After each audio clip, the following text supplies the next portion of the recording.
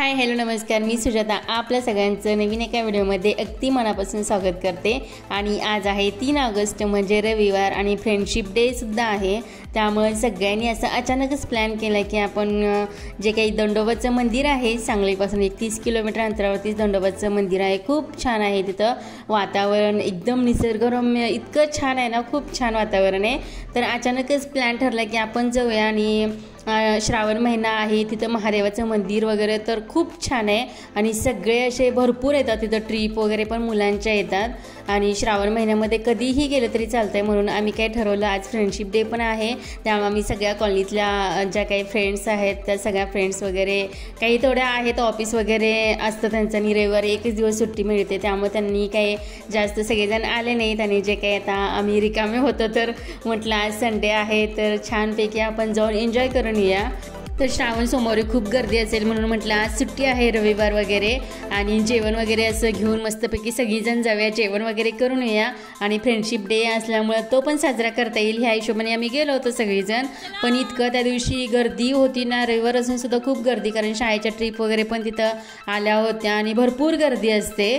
तर आता आलोय महादेवाच्या मंदिरामध्ये। पहिला म्हटलं मंदिराचं वगैरे सगळं महादेवाचं दर्शन घेऊया आणि तिथं जास्त गर्दी असल्यामुळे आणि मोबाईल वगैरे पण जास्त वापरायला देत नसल्यामुळं शूट काही जास्त घेतले नाही आहे, तेवढंच छोटंसं आपलं व्हिडिओ केलेला आहे। तिथं असा खूप मोठा असा डोंगर आहे, डोंगराच्या एकदम टोकावरती असं महादेवाचं मंदिर आहे आणि एकदम रस्ते वगैरे पण खूप असे कारण घाट असतं ना, तर तशा प्रकारेच होते आणि मोबाईल घेऊन शूट करणं सुद्धा झालं नाही, एवढी भीती वाटत होती त्या रस्त्याने जायला आणि मी पण एवढ्या लांब पहिल्यांदाच गेले होते त्या रस्त्याने, तर भीती वाटत होती आणि एकदम चढ आणि एकदम उतार वगैरे असे रस्ते आहेत तिथं, तर ते काही शूट घेतलंच नाही आहे जास्त। आणि एकदम असं डोंगर आणि घाटाचा ज्या प्रकारे रस्ता असतो ना, तर तशा प्रकारे हा रस्ता आहे। तर मी आणि मनीषा पण आली होती आणि भाग्यश्रीताई आल्या होत्या मेन, आणि भाग्यश्रीताईंच्या जावा वगैरे आहेत ना, तर त्यासुद्धा आल्या होत्या, जावा आणि नंदा। तर पहिल्यांदाच आम्ही त्यांना भेटलो, पण असं वाटलंच नाही की त्यांनी आम्हाला पहिल्यांदा भेटलेत, एकदम फ्रेंडशिप असं पहिल्यांदाच त्यांच्याबरोबर आम्ही फ्रेंडशिप केलेली आहे। आणि त्यांनी सुद्धा जेवण वगैरे घेऊन आले होते, आम्ही सुद्धा इकडून जेवण वगैरे सगळ्यांनी घेऊन गेलो होतो। तर छानपैकी दर्शन वगैरे झाल्यानंतर सगळीजण अशी जेवायला वगैरे बसल्यात आणि असं सगळ्यांचं एकत्र जेवण बघून असं तोंडाला पाणी सुटतं आणि सगळ्यांनी काहीतरी वेगळं असं आणलेलं असतं ना, त्यामुळे जेवण वगैरे पण भरपूर जाते आणि छान असं जेवण वगैरे आता आमचं इथं चालू आहे करायचं। तर आज आमचा अचानकच ठरलेला प्लॅन आहे हा, अगोदर असं ठरवून वगैरे काही केलंच नव्हतं, फक्त आदल्या दिवशी ठरवलेलं की जायचं की नाही जायचं असं फक्त चाललं होतं, फिक्स जायचं असं ठरलेलंच नव्हतं। कारण मनीषा पण होती ना, तर तिचं पण पार्लर होतं, त्यामुळं ती पण येते की नाही असंच होतं। त्यामुळं सगळ्यांना भाग्यश्रीताईंनी सगळ्यांना तयार केलं, चला परत हा मौका भेटणार नाही आपल्याला आणि अचानक गेलं तरच छान होतं दर्शन वगैरे। तर सगळ्यांना तयार केलं त्यांनी आणि सगळ्यांना असं घेऊन गेल्यात आणि रील्स वगैरे आम्ही मग काय जेवण वगैरे झालं आमचं मस्तपैकी आणि मग थोड्याशा रील्स वगैरे काढायला सगळीजणी अशी उत्साही होती ना की असे फोटो काढूया तसे फोटो काढूया, रील्स बनवूया। तर सगळ्यांनी असे छान रील्स वगैरे बनवले आणि ही आहे सानिका, मग ती थोडंसं म्हणली काकी मी ब्लॉगिंग करते, तर कर म्हटलं तिला, तर ती पण खूप छान असं ब्लॉगिंग वगैरे करते, व्हिडिओ वगैरे छान बनवते। आणि छान असं इथं खालच्या साईडला आहे ना, तर केदारनाथचं जे मंदिर आहे ना, तर तसं थीम आहे थोडंसं, तर तिथं ते केलेलं आहे त्यांनी आणि एकदम गुहेत असल्यामुळं अंधार होता तिथलं, त्यामुळे तिथं काही जास्त शूट घेणं झालेलं नाही आहे, फक्त आम्ही डोंगरावरून आहे ना खाली येताना थोडंसं शूट घेतलं होतं। तर मेन म्हणजे आज पाऊस नव्हता, वातावरण थोडंसं ढगाळ होतं पण पाऊस वगैरे काही पडला नाही, त्यामुळं फिरायला वगैरे असं भारी वाटलं। आणि पाऊस पडले की एकदम ते पण भारी वाटलं असतं, पण चिखल वगैरे झाला असता, थोडंसं इकडं तिकडं झालं असतं, पाऊस नसल्यामुळे आणखीन जरा जास्त अशी मजा आली। उन्हाळ्यामध्ये इथं करवंद वगैरे भरपूर असतात, पण आता पावसाळा चालू आहे त्यामुळे करवंद वगैरे काही नव्हती, नाहीतर उन्हाळ्यामध्ये करवंद वगैरे भरपूर असतात, एकदम भारी वाटतं तिथं। आणि सगळं देवदर्शन वगैरे झालं, जेवण वगैरे झालं, सगळं तिथलं आवरल्यानंतर एक तलाव होतं, तर तलावामध्ये सुद्धा आम्ही इथं आलेलं आहे तलावाच्या साईडला। आणि जे काही आपण लहानपणीचे जे काही खेळ होते ना खेळत होतो, पाणी घ्यायचं, एक सपाट दगड असतो आणि तो पाण्यावरून किती टप्पे पार करतो, हे आमचं चाललेलं आहे तिथं, मस्त मज्जा करायचं काम। तर लहानपणीचे दिवस सगळे आम्ही एन्जॉय केलेत आज दिवसभरामध्ये।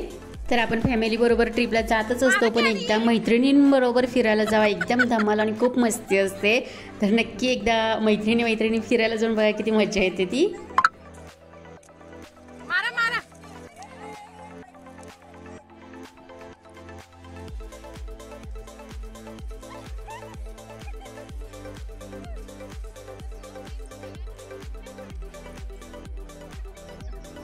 पाणी बघितलं की कुणाला पाण्यामध्ये खेळायला नाही आवडणार ना, तसंच आमचं हे होतं. त्यामुळे सगळ्यांनी पाण्यात थोडंसं एन्जॉय केलं, पूर्ण भिजलं, सगळ्यांनी एकमेकींना पाणी वगैरे मारलं, एकदम भारी वाटलं.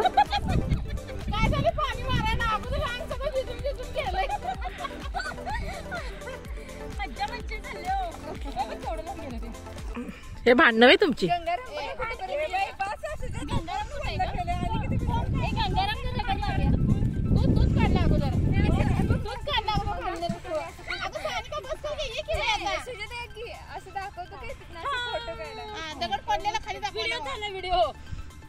हे असं काय ते दाखवायचं.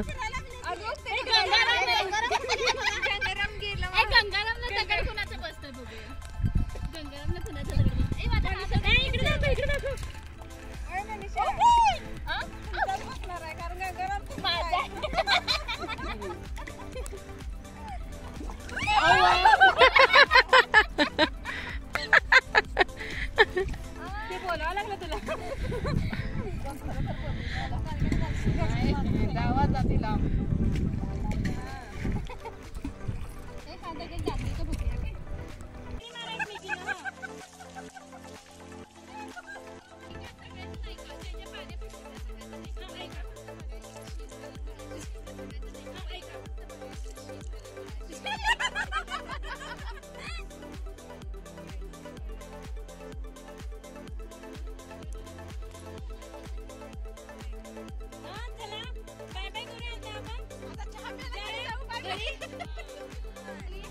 आजच्या ब्लॉगमध्ये आम्ही काय काय धमाल केली ती सुजाता सांगेलच तुम्हाला. गंगाराम पाण्यामध्ये सोडलेलं आहे, पाण्यातच सापडलेला गंगाराम तेव्हा तो मस्त आम्हाला जादू देणार आहे.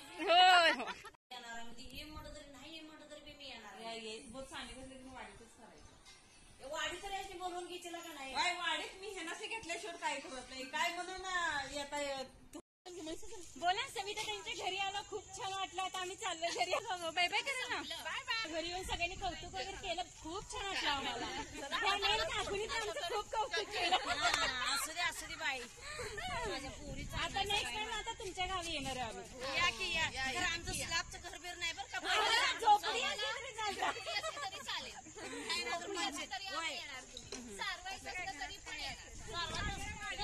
सारवायला लावते मग चालतंय मला.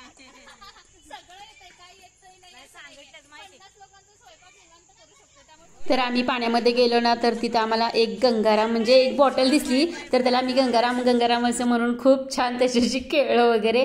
तर ते सुद्धा तुम्ही व्हिडिओमध्ये बघितलंच असेल. आणि ज्या काही काकू आहेत ना, तर ते इतकं कौतुक करत होत्या. परत थोडेसे व्हिडिओ बघितले आमचे यूट्यूबचे वगैरे, मनीषाचे इन्स्टावरचे व्हिडिओ वगैरे बघितले. ती पण खूप छान अशी ॲक्टिव्ह आहे, काय काय भरपूर असं करत असते. तर सगळ्याच मैत्रिणी अशा कौतुक करून घेण्यासारख्या आहेत. कोणाला स्वयंपाक छान येत असतो, तर कोण हसायला जास्त एक्सपर्ट असतं. तर अर्चना आमची हसायला एक्सपर्ट आहे, त्यामुळे ती सगळ्यांना हसवत असते. आणि सगळ्याच अशा कौतुक करण्यासारख्या होत्या. त्यामुळे एकदम सगळ्यांनी सगळ्यांचं मन भरून असं कौतुक केलं. आणि त्यांच्या घरी चहा वगैरे पिऊन, सविताताई येत ना, तर त्यांच्या घरी चहा वगैरे पिऊन आम्ही निघालो, घरी आलो. तर दिवसभर खूप मज्जा आली.